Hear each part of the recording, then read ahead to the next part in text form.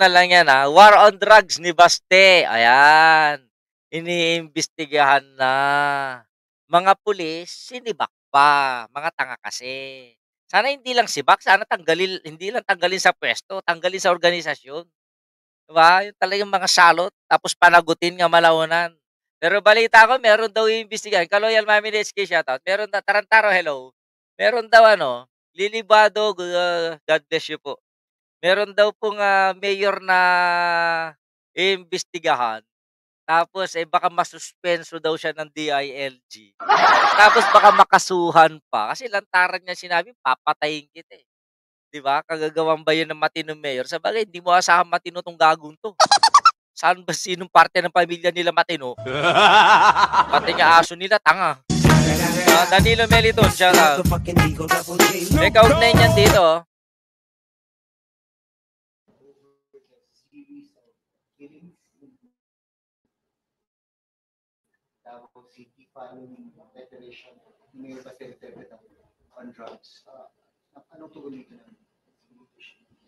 Sir, naiintindihan natin yung concern po ng Commission on Human Rights and other groups and individuals concerning nga po dito sa napababalitang mga anti-illegal drugs operation na isinagawa po ng Davao City Police Office that resulted in deaths po. At ngayon po ay nagbigay na po ng utos ang ating Chief PNP through the... Good.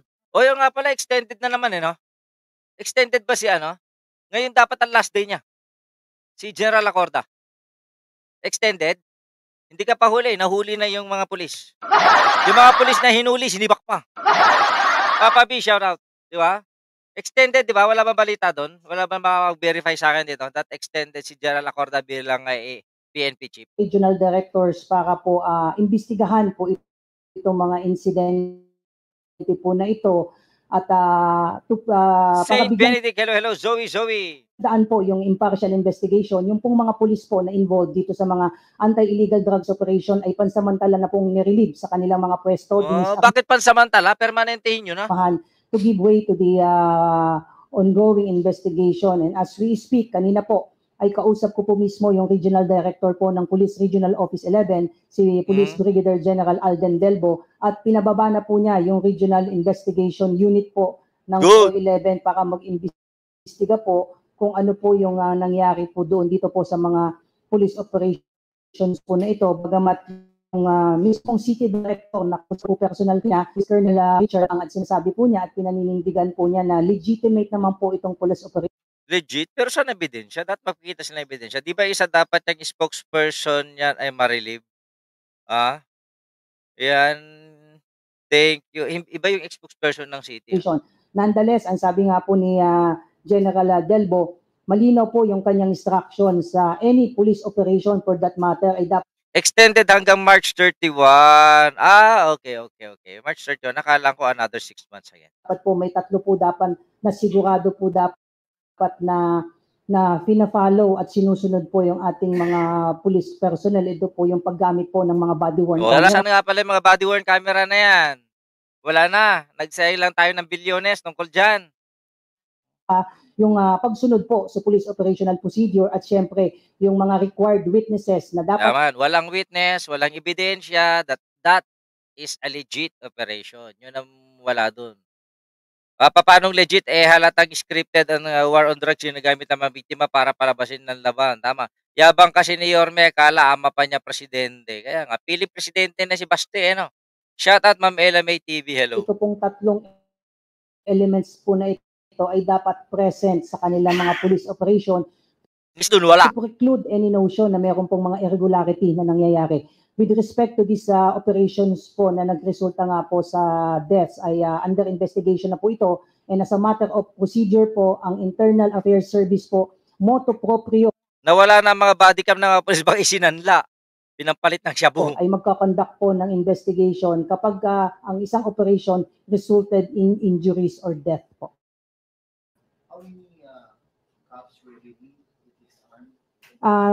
Sabi po ni General Delbo, ipaparnisan po tayo ng kopya kung ilan po yung mga pulis dito. I asked the same question po kanina dun sa City Director, if the same people po, of the same personnel po yung involved dito sa mga police operations po nito, and according to him, iba naman po. I'm just waiting for the names and the Ella actual Bell numbers Lahip, po shout ng out. involved personnel dito po sa police operations na nasabi po. Yung mga naging subject of police operations po nila na nagresulta nga po sa pagkamatay po ng subject ng police operation ay ito po ay mga dati na pong involved, may mga information. Kita mo, may mga dating involved na, ibig sabihin talamak na yung mga pulis sa paggawa ng ganyan. Oh. Ibig sabihin hindi lang yung kaunahan lang sila ay pumatay ng mga ganyan, mga akusado, hindi ka akusado eh, suspect pa, hindi pa nga suspect eh. Nadaanan lang eh. Po sila relating sa involvement po nitong mga subject of Ibig sabihin dapat tanggalin na yung mga yan. Kaugalian na. Hindi natin sigurado na kung ilan yung pinatay ng mga yan. police operation at yung iba po sa kanila ay dati na pong nakasuhan Kita nyo? relating din po sa drugs, but nonetheless despite of this, the leadership of PNP time and again ay sinasabi po, especially yung ating chief Hello, PNP Ma'am po na Fernanda Dietz. while we maintain Max yung ating Hilarte, hello. aggressive stance against Sabi ni Baste, tama daw si BBM, bakit biglang dumami na naman ang droga sa Davao? Akala ko drug free ang Davao. Kaya nga yung sabi ko kahapon eh. Bakit sabi nila malinis daw ang droga sa Davao? Bakit meron war on drugs? Hindi ba naman sila mga tanga? illegal drugs, pero dapat po yung ating aggressive stance must be coupled with honest police operation. So yun po yung titignan natin ngayon. Open po ang PNP sa anumang investigation na gagawin po ng Commission on Human Rights and other forum po na nag-raise po ng question with respect dito po sa resulta po ng police operation. At lagi po sinasabi po natin kung meron pong irregularity na makikita po dito sa investigation po ng PNP, rest assured po, lahat po ng dapat managot po ay papanagutin po natin, including po yung kanilang mga team leaders. Pati yung mayor? Papanugitin nyo yung pati yung mayor? So, hindi nyo kaya yan sa kanila mundo. Supervisors at kanilang mga back up yan ng China. Paano nyo pananagutin? Hindi nyo nga mahuli. Hindi nga nila mahuli si Kibuloy eh. Dapat pati yung hepe bumaba. Pati yung hepe tanggalin. Field commanders po to make sure na yung principle of command responsibility will be... Uy, Elena, may sakit. Uy, get well soon, Ma'am Elena. Sanay sila pumatay dyan sa Davao, takot lang sila magsalita. Sabi ni Maudigs, nilinis ang droga, bakit sa Davao laganap ang droga? Pati nga yung mayor, mukhang nagdodroga. Will be properly applied po in these cases po. What's the latest count? 198, hello po. Latest count ko, 7 kanina.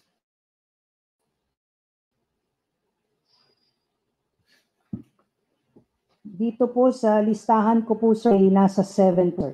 No, tama. 7. Yes Jam po. Castillo, hello. Late ka nga.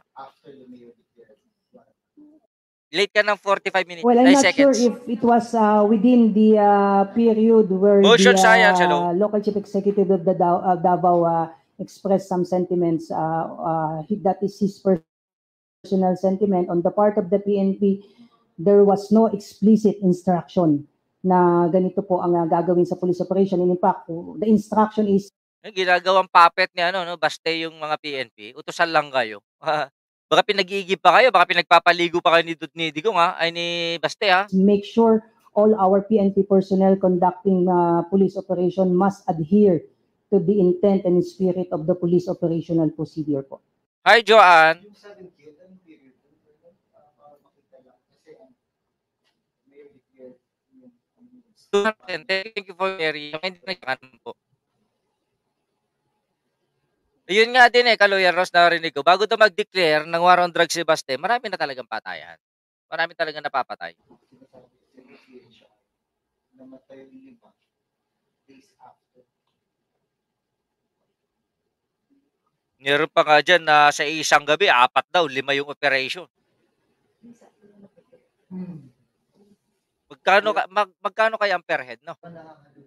Elisa Carbonel, alilisin lahat ng mga pulis ngayon sa Davao at palitan lahat ng mga pulis na Isolano, Ilocano. Tignan lang natin kung makapurma mga Duterte. Shoutout sa family ko sa Iloilo po, please, sabi ni Joanne. O sa mga family daw ni Joanne sa Iloilo. Shout out.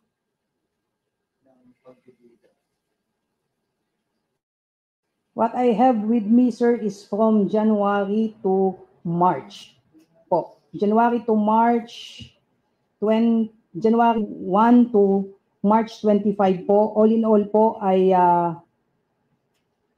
Patay ka rito. nasa 28 po. Ang ina 28 na patay.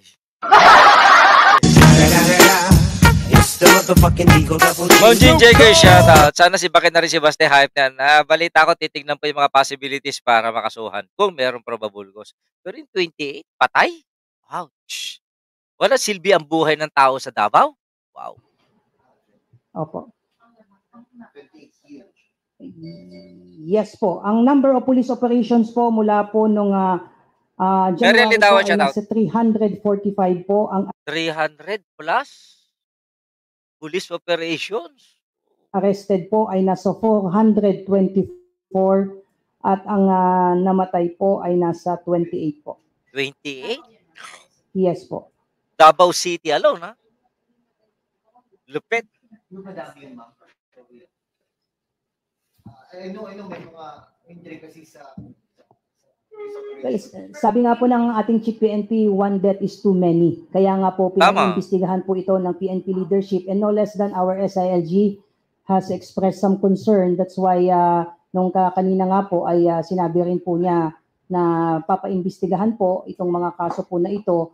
At alam po natin na sabi ko nga kanina, while we maintain our aggressive stance against illegal activities including involvement in illegal drugs, we have to always Ma'am Purple Butterfly, hello. Adhere to the principle of respect for human rights at yung ating POP po. So pagka ganito nga po, kagaya ng sinasabi ko nga po, Sino dito? BP Sarat. Sabi dito, kahit sino bang mayor pwede mag-declare ng war on drugs, tinitignan nila hindi constitutional yan. Yan ang isa sa mga dahilan kung bakit sinabi ko na para may masususpende. Para may masususpende at may makakasuhan. Kung ako lang, BT, palitan lahat. Yes, gagawin po daw yan. Gagawin daw po yan. Inuna muna yung mga involved. Then, I think, i-relieve yung hepe. Yan yung narinig ko. Ma'am Haga Emily, Ma'am Milestone, shout out. Uy, sandali. Good morning, BT. Sampalin ng mga lawyer. Nagngangalang Glencho. Mamaya, banatan po natin yan, Ma'am Carclea. Again, thank you, Ma'am Carclea, dun sa pa-PayPal kagabi at saka ngayon.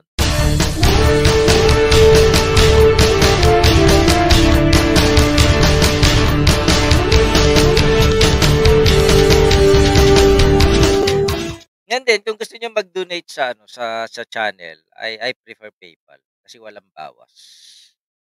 Yun. Di kasi ka Facebook, tanggal kagad yung 30% tapos may withholding tax ka pa. Diba? Yun lang suggestion kung gusto niyo. Ayan, hello Motion Science. Ayan, panoorin natin bago tayo pumunta doon sa abogadong tanga. Ang isang police operation po ay nagresulta sa any injury or death, automatic po yun ay iimbestigahan. With respect to these cases po, nagbigay na po ng ating commanders at under investigation na po ito, nirelieve na po yung ating mga police na involved to yung hepe, kailan i-relieve? pave the way for Paabutin niyo pa ng Lunes? impartial investigation po. When we know yung situation sa Davao City, talamak na naman ba kami yung illegal drugs? Para mag-declare here. Well, sa ngayon, hindi po natin alam sa ngayon, ay wala po akong hawak na data with respect doon sa mga drug-affected barangays po sa Davao. But yung atin naman pong campaign against illegal drugs is nationwide naman po yung approach natin. Sinabi na po natin na ang gagawin nga po natin, nagkakaroon po tayo ng konting recalibration with respect sa ating campaign against illegal drugs. Hindi na lang po supply reduction na program yung ating ina-advocate, pati na rin po yung demand reduction program wherein we will be focusing more on rehabilitation and drug awareness program. Hindi kasi po pwedeng huli tayo ng huli pero hindi natin nakikita na yung sa demand, nandyan ang addiction, nandyan yung kakulangan ng trabaho. Tsaka nandyan ang mga Duterte, dapat tanggal mga Duterte. Sabi nila, Lord of Drug Lords daw sila. Alternative na trabaho and even poverty that would somehow contributory kung bakit may ilan pa rin po talaga tayo ng mga matitigas ng ulo na ayaw tumigil sa kanilang involvement sa illegal drugs. But on the part of the PNP, like I said earlier po, we want to assure everyone na we will be transparent the investigation of these cases that resulted in deaths. Not only limited sa Davao, this is the this will be applied in all regional offices of the PNP, including yung ating mga national support units po. Command responsibility abot ba ng city director? If the investigation will show there is a patent a display of irregular Yung mga iba nga gumagamit ng rubber bullets, di ba, kabagis? Manong Philip. Sa ibang bansa nga gumagamit ng rubber bullets. Hindi fatal yung shots. Hindi vital kaagad tinitira. Yung mga disabled lang ang tinitira. Balikat, ganyan. Number 1, balikat pababa. Yan ang tinitira nila. So, disabled, assailant. Pero dito sa Pilipinas, na makakita. Nanlaban, napakasintado ng mga pulis natin. Puso, noo kaagad, ulo kaagad. Tapos sa likod pa ng ulo ang tama. Ang gagaling ng mga pulis Davao, and negligence on the part of the team leader, supervisor, up to the level of city director, then let acts fall on them kung makikita po natin na meron talagang pagkukulang doon po sa level po ng kanilang Hindi, wala akong nakikitang pagkukulang sa Davao PNP. Pagmamalabis kay laki. City director po. First time nangyari, since umupo si BBM na may patayan, nagkataon pa na Davao. Tama. Walang problema kung manlaban. Basta ipakita lang ang body cam footage. Tama. Adik sa pagpatay ang mga Duterte. Yung kayang naging mayor yung si Sara Duterte. Ilan din kaya pinapatay niya? Takot kayo pag si Pulong ang naging mayor. O ayan, mga kapatid, yan yung balita natin. Andrea Nasty, hello. Yan ang balita natin patungkol dito sa wala pa isang oras yan na lumabas sa balita. So, ano yung baste? Wala na. Stop. Sabi ko sa'yo hindi yung power mo, hindi mo pa kaya yung power ng presidente. Okay? Hindi mo pa kaya. Sana, maging lifetime ban ka sa pag-upo ng mga anumang opisina kasi hindi mo bagay, addict kang hayop ka. Yun lang masasabi ko sa'yo. Diba? Yan ang dalangin ko kanina. Sana magkaroon ng investigasyon. Ang bilis talaga. Ang bilis ngayon ng action. Tumawag daw yung DILG. Yun lang, dinig ko tumawag daw. Pinapa-imbestigahan daw. Pero teka, bago imbestigahan, suspension muna, lipat muna. Buhay pa ba si Digong? Wala akong pakalim na kahit mamatay po yan. Bakit kaya mga Duterte ayaw mawala sa kanila ang pagka-mayor? Siyempre, position in the government is life. Good evening sa lahat nandito. BG lang nasa work pa. Miyerkules Sandro, tatrabaho ka? Parang ayoko magtrabaho bukas. Parang gusto kong kumpletuhin ng 1 linggong bakasyon. Joke, kailangan kong pumasok bukas. Yung nasa barko, nag-ano eh.